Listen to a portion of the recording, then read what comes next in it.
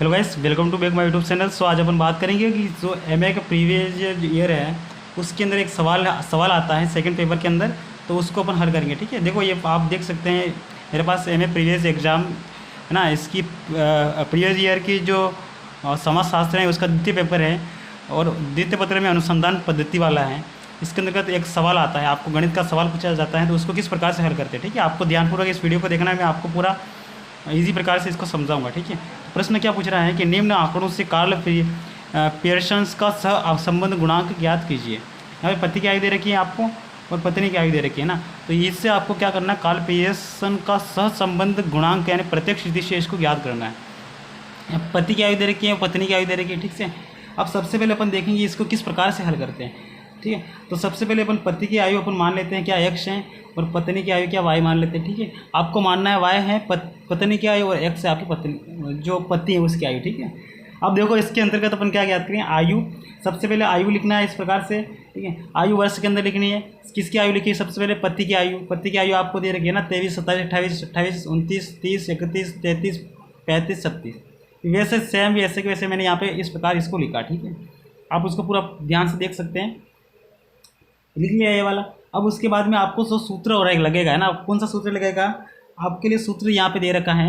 इसका जो सूत्र लगेगा वो कौन सा लगेगा।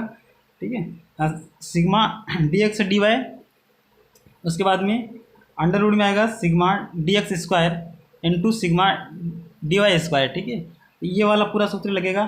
तो आपको क्या क्या ज्ञात करना है इसमें, सबसे पहले इसको कौन कौन से स्टेप तक जाना है, आपको 2-3 स्टेप, ज़्यादा स्टेप नहीं है यहाँ पे। ठीक है, सबसे पहले हमने ये इसकी आयु लिख ली है ना एक्स करके, उसके बाद में इससे विचलन ज्ञात करना है ना। इससे विचलन का मतलब क्या हो गया, अब आपको विचलन का मान कहाँ से प्राप्त होगा, आप इसका टोटल करेंगे ना, 23, 27, 28, 28 ये पूरा टोटल करोगे। अब अगर इसका टोटल करोगे ना, आपका टोटल करने पर कितना आएगा, 30 आएगा। ठीक है, मान लो आपने इसका टोटल क्या किया, तो ये जो जितनी भी है ना इसको जोड़ लेते हैं, एक बार मैं आपको जोड़ के बता दूँ। ठीक है, जैसे 23 प्लस 27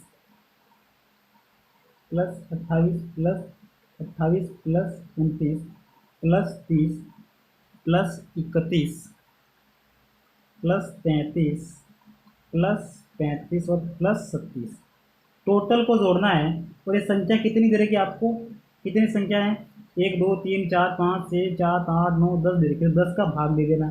ठीक है, तो इससे आपका किसका मान आ जाएगा, एक्स भार का मान आ जाएगा, विचलन आ जाएगा है ना।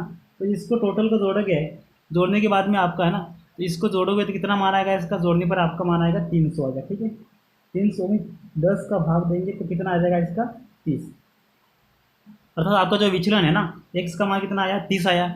अब आपको क्या करना है ना, जो 30 आया वो एक्स का मान है, तो डी एक्स ज्ञात करना। क्या ज्ञात करना, आप देख सकते हैं ना इसमें क्या ज्ञात करना, आपको डी एक्स ज्ञात करना है। आपको दे रखा है कि आपको क्या ज्ञात करना है, डी एक्स ज्ञात करना है। डी एक्स ज्ञात करने के लिए क्या करना पड़ेगा आपको, तो ये सूत्र आता है ना, डी एक्स मतलब डी एक्स ज्ञात करना। फर्स्ट स्टेज आपकी डी एक्स कैसे ज्ञात करोगे, जो एक्स दे रखा है ना आपका, एक्स का मान अभी जो आयु दे रखी है उसमें से जो 30 आया ना इसको घटाना है, मतलब एक्स को घटाना, मतलब एक्स में से किसको घटाना है, 30 को घटाना है। तो यहाँ पे देख सकते हैं एक्स में से 30 घटाएंगे। ठीक है, तो एक्स का मान कौन सा आपको दे रखा है, 23 दे रखा है ना, 23 में से 30 को घटाएंगे, 23 में से 30 को घटाएंगे तो कितना आएगा, -7 आएगा। ठीक है, इससे आपके पास कितना है,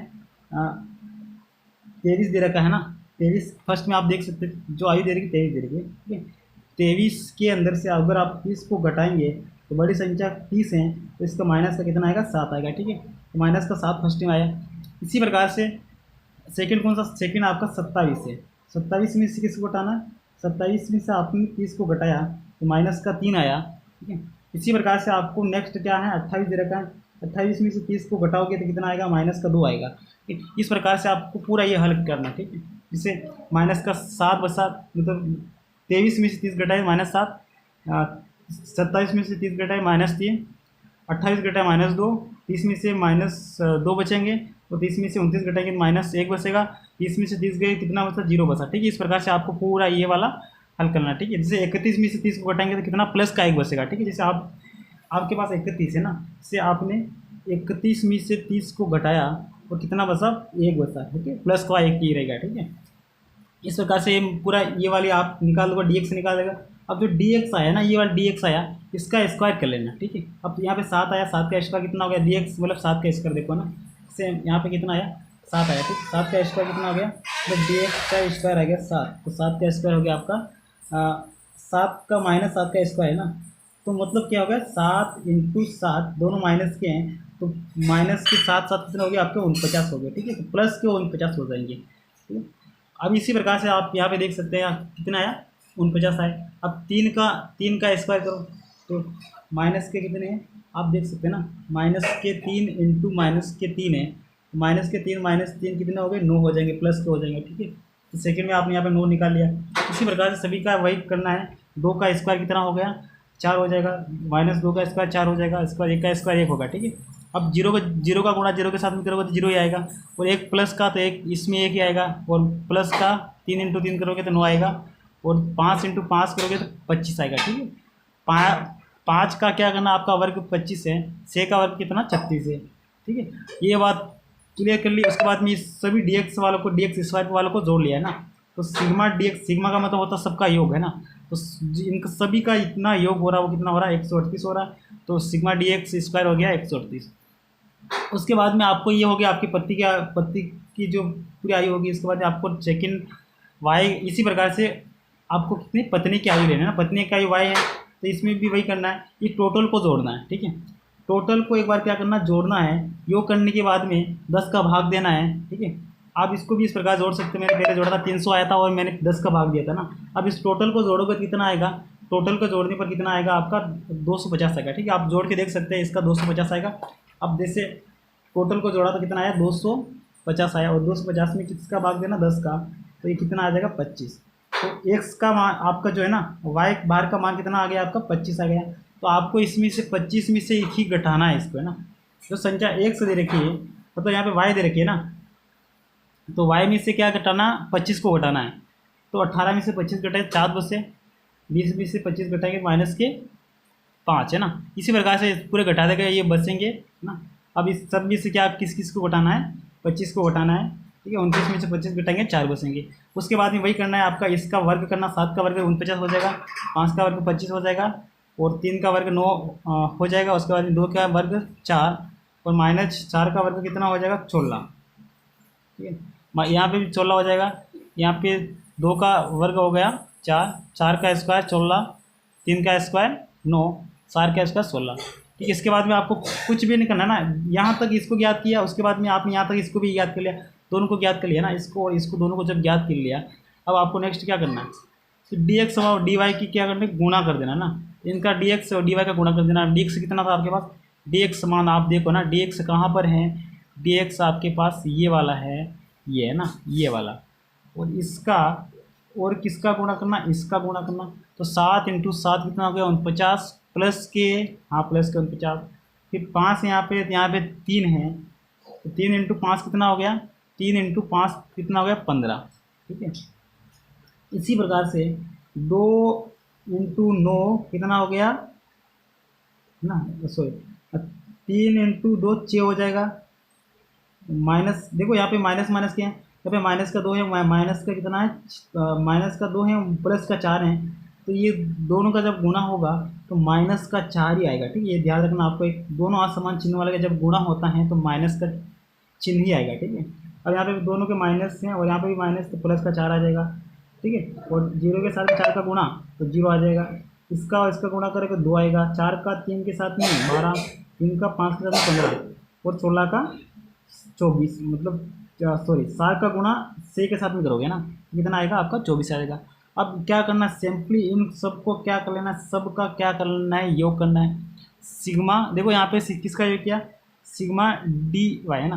अब देखो है ना, मैं इसका योग करके बता दूँ आपको कि सबका योग किया है ना, यहाँ पे देखो सिग्मा डी वाई स्क्वायर है ना, तो सिग्मा डी वाई स्क्वायर का योग किया है यहाँ पे, तो सिग्मा डी वाई स्क्वायर का योग कितना आया है यहाँ पे आप देख सकते हैं, सिग्मा डी वाई स्क्वायर का मान आया है यहाँ पे 167 प्लस 127 आया, ठीक है।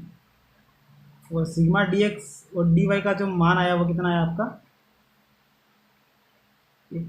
टोटल किया है ना इसका, तो इसका तो 123 आया, कितना आया 123 आया, ठीक है।